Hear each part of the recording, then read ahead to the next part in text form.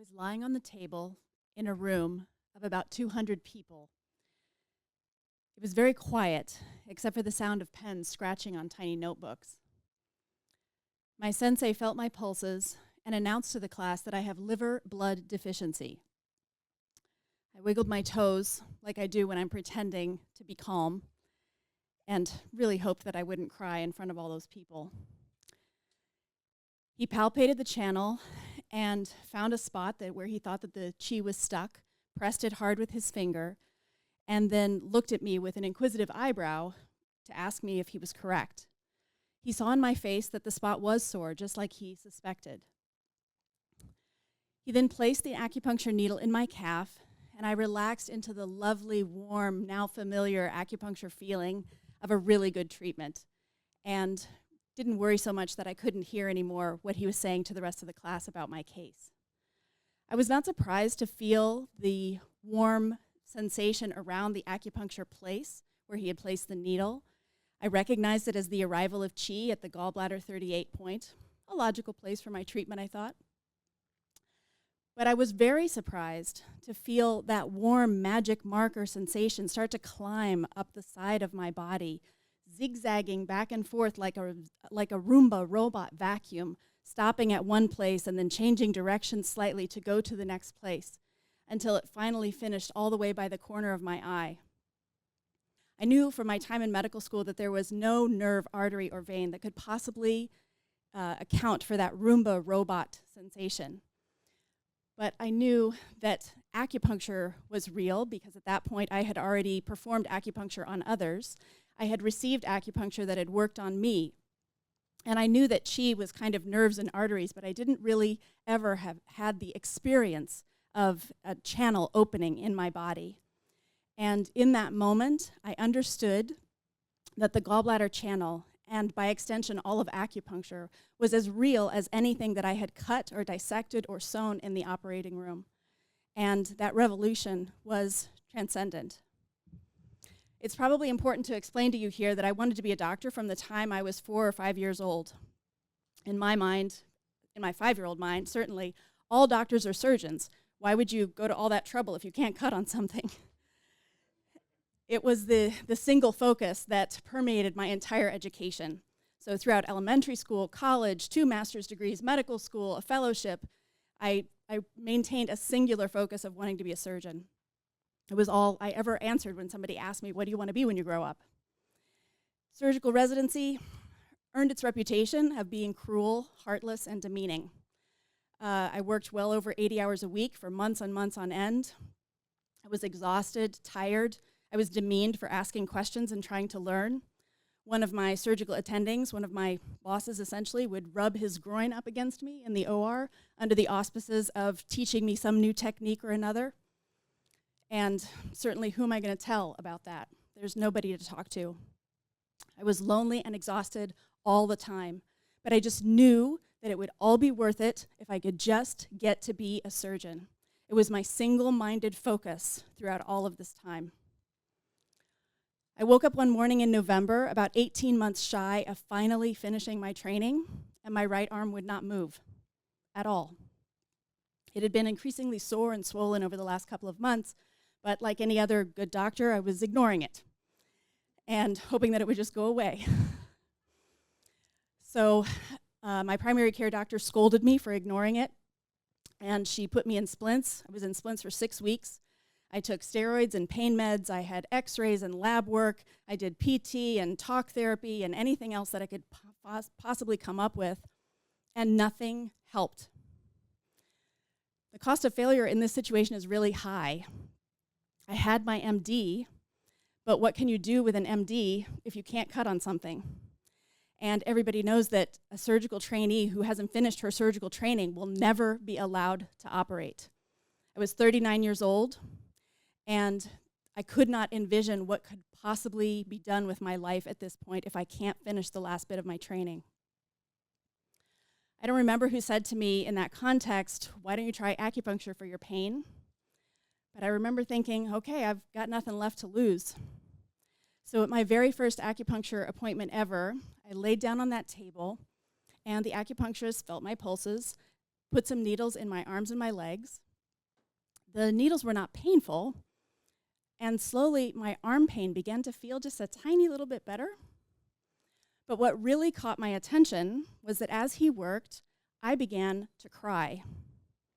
Not cute little sniffly tears, but rivers of water were flowing out of my eyes, filling my ears and soaking the pillow behind my head.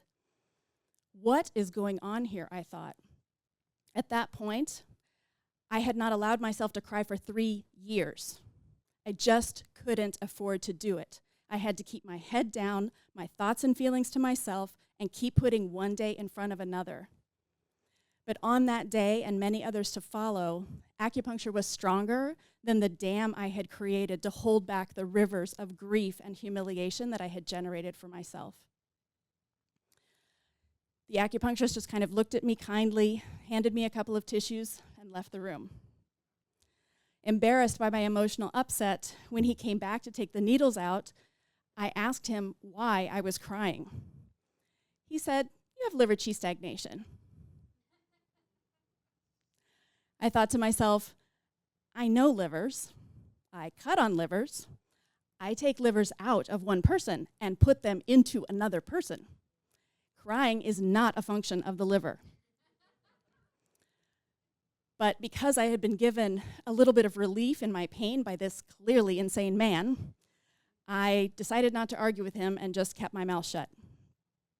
So at my second appointment, I decided there would be no more crying. I don't cry. I am not a crying kind of woman. But again, the needles went in and the tears flowed out. As I continued to receive acupuncture treatment, my pain was helped and the function in my arm was restored to some extent, but not so fast or so aggressively that I was able to complete my surgical residency. I spent 6 months going back and forth trying to complete it, but I'm going to kill this microphone. But each time I went in, I was able to open the patient's body, but I couldn't do the repetitive movements needed to sew somebody back up.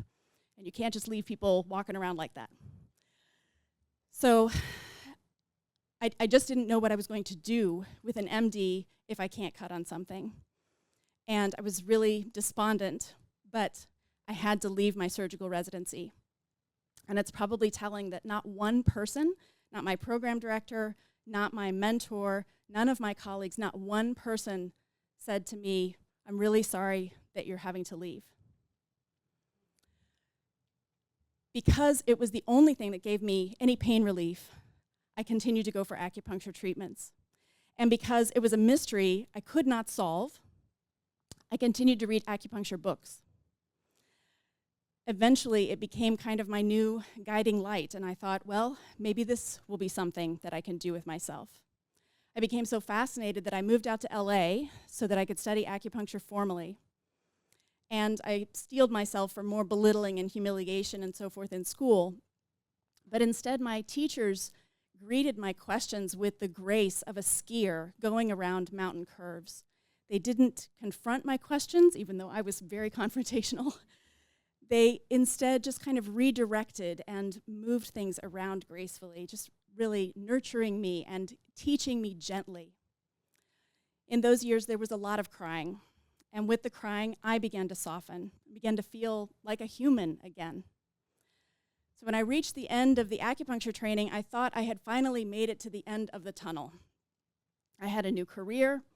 I was still going to be able to help people. I had an okay consolation prize in this situation, still sharp, pointy things in my arsenal, but less 2 a.m. trauma pager calls and no suturing, which was helpful. But until that Roomba magic marker moment, I hadn't realized that I was approaching acupuncture with the steeled intellectual precision of a surgeon. I knew it all in my head. I had memorized it, but I didn't know healing. And so as I lay on that table in front of a room of 200 people and felt the entire channel pathway open in response to a single acupuncture needle, my consolation prize was transformed. I knew in my head, intellectually, about the nerves and the arteries, and I could feel them alive and awake in the tissues of my body. That was real and a part of me. And I also knew and could feel the chi circulating in the meridians and the channels, connecting my emotions and organs and the deeper parts of me, equally real and equally a part of me. And I was transformed. For me, surgery was a door that needed to shut. In that decision, quitting was braver than the resilience I would have had to gather in order to continue to force myself to complete my surgical training. The single-minded resilience that I had shown up to that point had mostly caused me a lot of suffering. And when I allowed my suffering to dissolve in my tears, I became transformed. Resilience became the bravery that I needed to be able to envision a new life for myself. And what I got was a reward of a union of medicine in my head and healing in my heart. Thank you.